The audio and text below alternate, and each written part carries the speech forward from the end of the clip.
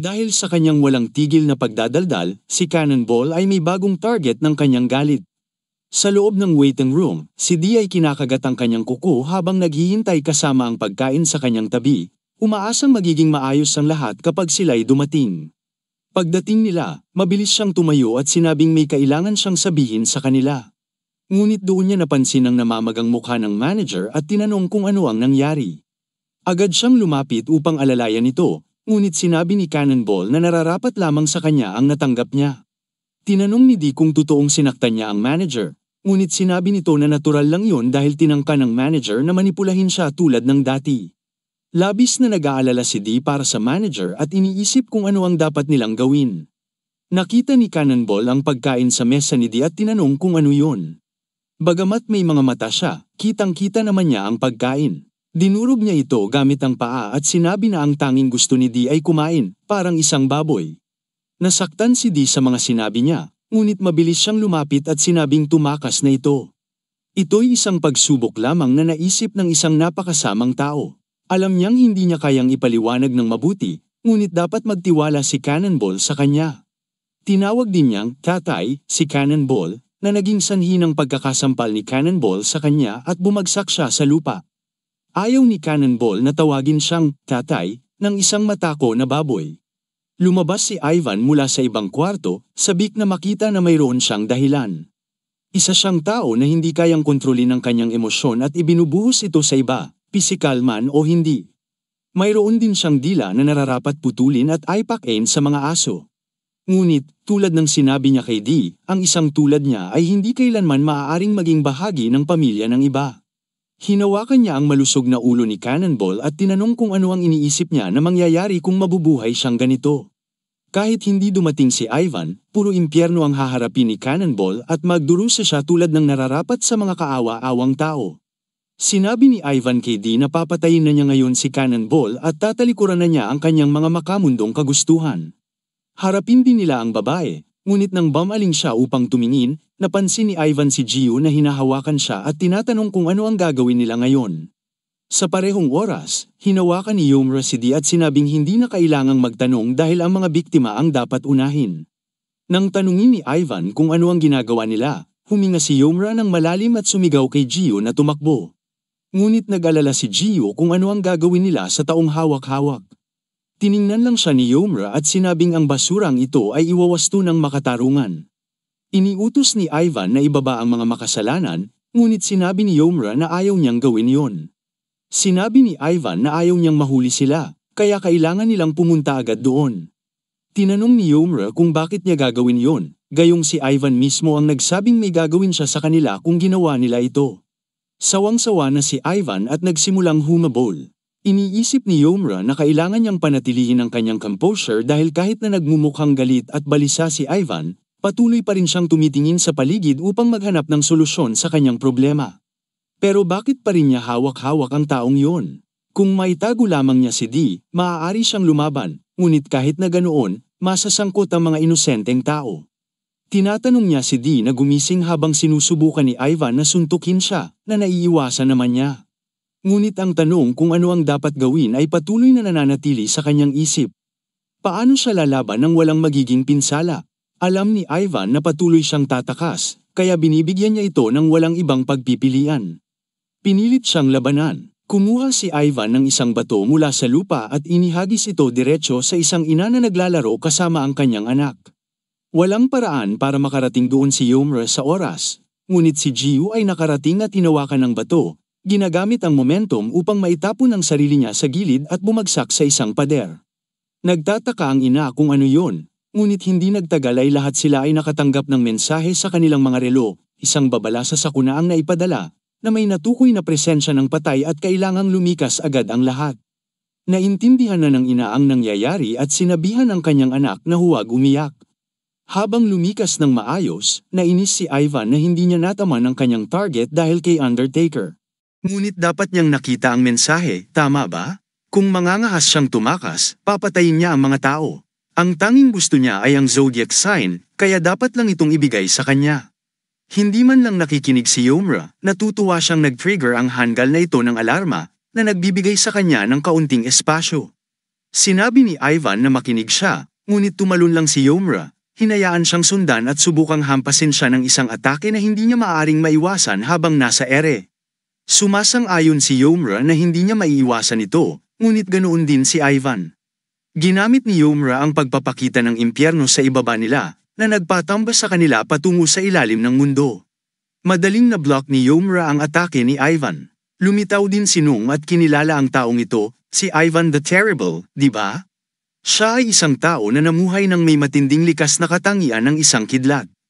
Iniwan ng kanyang ama ang unang asawa nito dahil hindi siya magkaanak, kaya kumuha siya ng bagong babae na nagsilang kay Ivan. Hindi natuwa ang arsobispo sa ganitong kilos, kaya isinumpa niya ang kanilang angkan. Ang anak ay magiging masama mula pa sa simula, at ang kanilang bansa ay malalambungan ng mga bangkay ng mga inosente. Dadaloy ang dugo tulad ng mga ilog dahil sa pagkauhaw ng kanyang anak para sa dugo at kaguluhan. Ang kanilang bansa ay wawasakin dahil dito. Sinubukan ni Ivan na hampasin si Yomra, ngunit iniwasan lang ito ni Yomra at tinanong si Nung kung lalong lumala ang pagkabaliw ni Ivan habang tumatanda. Kinumpirma ito ni Nung at binanggit na malupit na sinaktan din ni Ivan ang kanyang buntis na manugang. Pagkatapos niyang makalampas sa isa pang atake, sinabi ni Ivan na pumatay siya ng isang tao noong panahong yun. Pagkatapos niyang gawin yun, isinumpa siya ng Crown Prince hanggang sa kanyang kamatayan, at doon bumalik ang kanyang pagkabaliw na dati ay kumalma. Galit si Yomra na makita si Ivan na umiiyak para sa kanyang mga ginawa, dahil ang mga makasalanan ay hindi dapat nakakaramdam ng pagsisisi para sa mga taong kanilang pinatay. Sinubukang magtanong si Nung, ngunit sinabi ni Yomra na huwag nang pansinin yun dahil ang kailangan nilang gawin sa lahat ng makasalanan ay parusahan sila ng mabigat. Bago pa man makagawa ng anuman, tinamaan siya ni Ivan ng isang malakas na atake. Sinaway siya ni Nung dahil hindi niya dapat inaatake ang isang taong nasa kalagitnaan ng pagsasalita. Tinanong din niya si Yomra kung ayos lang ito. Hinawakan siya ng mahigpit ni Yomra at sinabing nais niyang hiramin ang kanyang shroud ng sandali dahil kailangan niyang harapin ng maayos ang bastardo. Tumanggi si Nung na ipahiram ang kanyang shroud at sinimulang hampasin si Yomra, dahil nung huli niya itong ipahiram, nagdulot ito ng kaguluhan. Sinabi ni Yomra na hindi naman kailangang maging ganito ka-selfish si Nung, gagamitin lang niya ito ng 1 minuto at ibabalik rin agad. Alam ni Nung na makakalimutin itong si Yomra, ngunit may side effect ang kanyang shroud. Habang sinusubukan niyang ipaliwanag kung ano ito, muli siyang inatake ni Ivan, kaya sumigaw si Nung kung bakit patuloy siyang inaatake kahit nagsasalita siya. Muling umatake si Ivan at sinabihan sila na huwag ibaba ang kanilang depensa kung may isang leon sa harapan nila. Bago pa makapagsalita muli si Ivan, tinamaan siya ni Yomra ng suntok. Hindi inasahan ni Ivan ang ganitong bilis, at sinusubukan niyang magsalita muli, ngunit sinuntok siyang muli ni Yomra, dahilan upang siya'y mag-skid sa ibabaw ng tubig. Nagpapalakas ng enerhiya si Ivan at iniisip kung ano talaga itong tao, dahil tila hindi siya isang ordinaryong tao. Wala na siyang magagawa sa sitwasyong ito kundi gamitin ang kanyang buong lakas.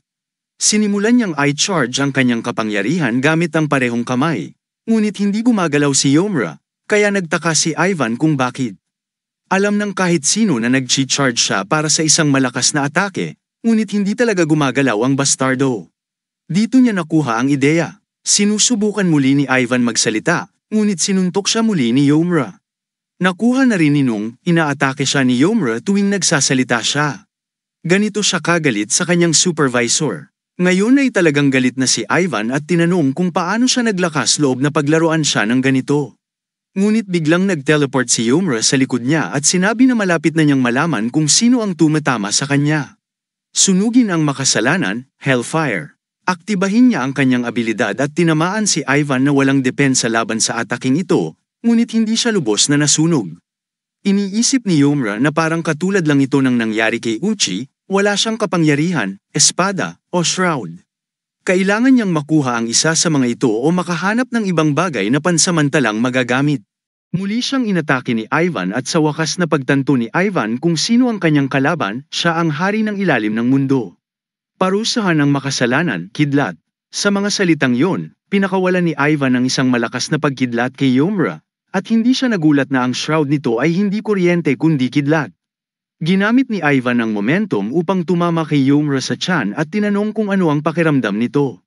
Dapat ay parang bawat hibla ng kanyang katawan ay nagliliyab. Kahit gaano pa siya magtiis, ang direktang pagtama ng kidlat ay hindi isang bagay na basta na lang kakayanin. Nagulat din si Yomra na ang shroud ni Ivan ay kidlat pala, ngunit tinawanan lang niya ito sa mukha ni Ivan dahil mas pinadali nito ang laban. Nagulat si Ivan na walang pinsalang natamo si Yomra, kaya sinabi ni Nung na masyadong malas si Ivan na si Yomra ang kanyang kalaban, hindi epektibo ang kidlat sa kanya. Ngayon, kahit si Yomra ay nasa pinakamahinang bersyon ng kanyang sarili, wala nang magagawa si Ivan. Sawa na si Ivan at nagpakawala ng sunod-sunod na atake, ngunit tila nag-e-enjoy lang si Yomra habang lumuluwag ang kanyang mga kalamnan at binabaliwala ang mga atake ni Ivan. Sa wakas, sinabi ni Yomra na karapat-dapat si Ivan sa paliwanag, ipinaliwanag niyang nasanay na siya sa kidlat. Ang kanyang dating amo ay isang napaka-abusadong tao, kaya natutunan niyang tiisin ang mga hampas nito. Maraming beses na siguro na hindi niya maiintindihan gamit lang ang mga salita, kaya ipapakita na lang niya ito. Hiniling niya sa Jade Emperor na subukan siyang tamaan ng kanyang pinakamalakas na kidlat, ngunit walang nangyari.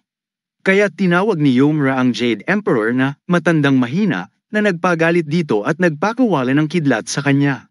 Sa isang mall, natapos na ni Jiyu ang pag-aayos ng mga gamit at sinabi kay Bu na dumating din doon na halos maayos na ang lahat. Nagpasalamat siya kay Bu dahil mabilis nilang natapos ang trabaho sa tulong nito. Sinabi naman ni Jiyu na wala yon at siya dapat ang nagpapasalamat dahil hindi niya inasahan na darating si Bu ng ganoon kabilis. Dahil sa kanyang tulong, ligtas na nailikas ang mga sibilyan. Tinanong ni Bu kung kasalukuyang nakikipaglaban si Yomra sa patay na kalaban, at kinumpirma ni Jiyu na nasa impyerno sila para harapin ito. Naiisip ni Bu kung ano na ang itsura ng lugar na yun ngayon, ngunit tinanong niya kung nakita na ba nila si Pig o si D. Sinabi ni Jiyu na nakita na nila si D, ngunit nag-aalala si Bu dahil nakilala na niya si D ilang beses noon, at hindi ito nakikinig kahit na inalok niya ng ibang trabaho. Parang may pamilya itong kailangan alagaan. Naisip ni Jiyu ang salitang pamilya at naalala ang ginawa ni Cannonball kay D, dahilan para maging matamlay ang kanyang ekspresyon. Sinabi niya na ang mayroon si D ay hindi pamilya, naniniwala lang si D na ang mga masamang taong iyon ay kanyang pamilya. Pero magiging maayos din ang lahat dahil naroon si Yomra at hindi niya hahayaan ang sinumang makasalanan.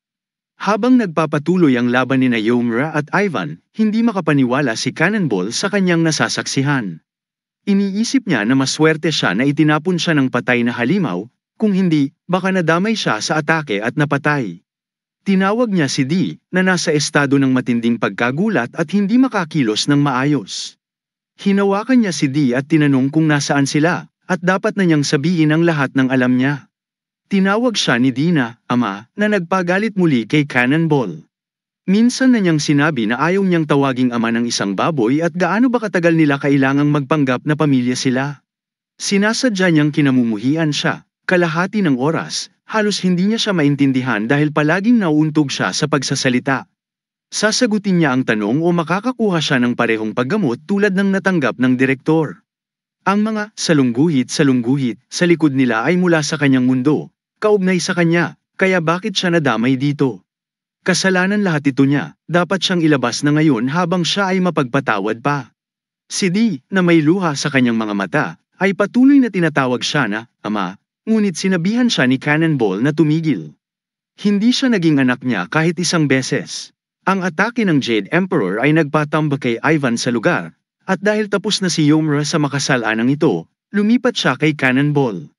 Tinukoy niya na hindi niya naintindihan ang mga aksyon nito mula sa isang lohikal na pananaw, ngunit bakit niya ito tinatanggap? Tumalon si Cannonball sa likuran ni D at banta niyang babasagin ang kanyang leeg kung maglakas loob siyang magpatuloy ng isa pang hakbang.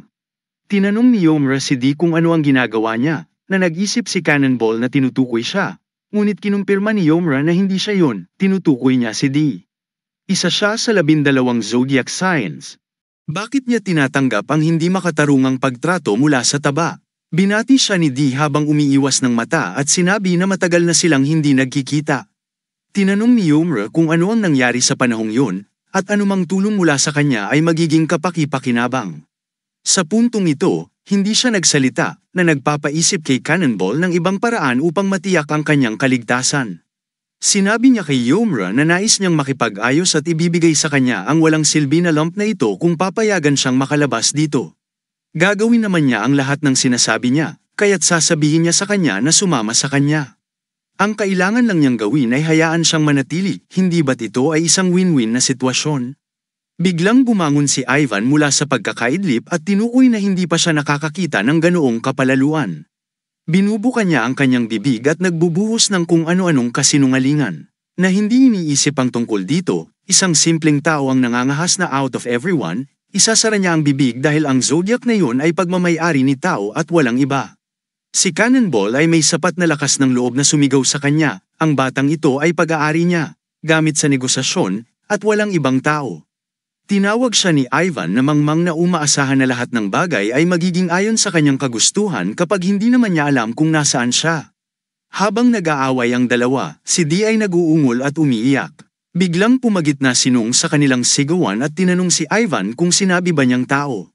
Sinabi niyang huwag gamitin ang pangalan nito ng basta-basta dahil siya ay magiging malupit na pinaparusahan dahil dito. Ang aura ni Nung ay nagsimulang lumakas habang tinatanong niya kung talaga bang si TBO ang nagpadala sa kanya dito.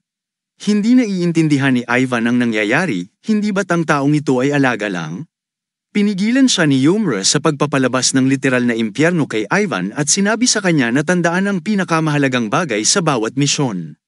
Alam ni Nung na kailangan nilang ituon ng pansin sa biktima at humihingi siya ng tawad sa kanyang biglaang aksyon. Yumuko si Yomra at sinabi kay Cannonball na umatras ng kaunti dahil gusto niyang makipag-usap kay Dee.